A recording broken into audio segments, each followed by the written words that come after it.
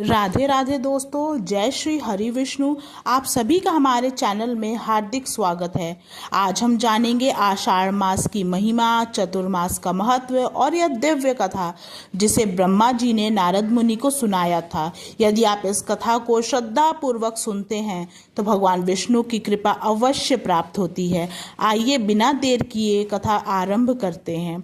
एक समय की बात है, देवर्षि नारद जी ने ब्रह्मा जी से पूछा, हे पितामह, आषाढ़ मास इतना पवित्र क्यों माना जाता है? भगवान विष्णु इस समय योग निद्रा में क्यों चले जाते हैं और चतुर्मास का क्या महत्व है?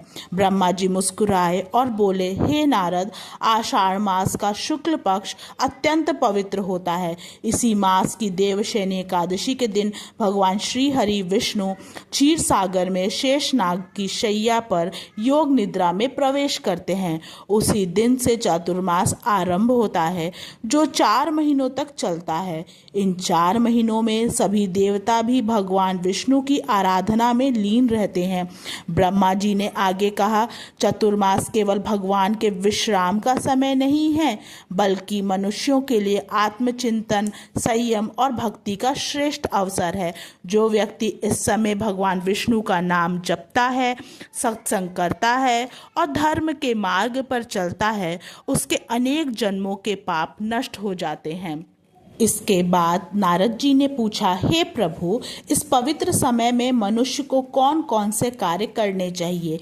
ब्रह्मा जी बोले, प्रातः काल जल्दी उठकर स्नान करना चाहिए। यदि संभव हो तो गंगा, यमुना, नर्मदा, गोदावरी जैसी पवित्र नदियों में स्नान करना अत्यंत पुण्यदायी माना जाता है।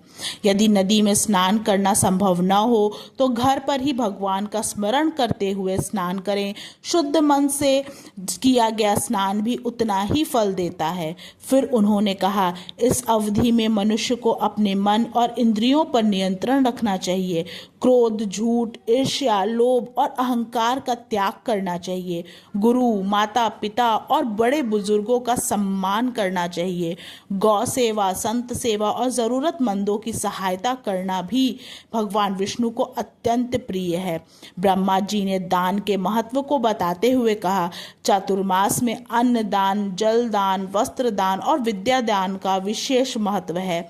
जो व्यक्ति भूखे को भोजन कराता है, प्यासे को जल पिलाता है और जरूरतमंदों की सहायता करता है, उस पर भगवान विष्णु सदैव प्रसन्न रहते हैं। ऐसा व्यक्ति अपने पूर्वजों का भी उद्धार करता है और उसके जीवन में सुख समृद्धि आती है।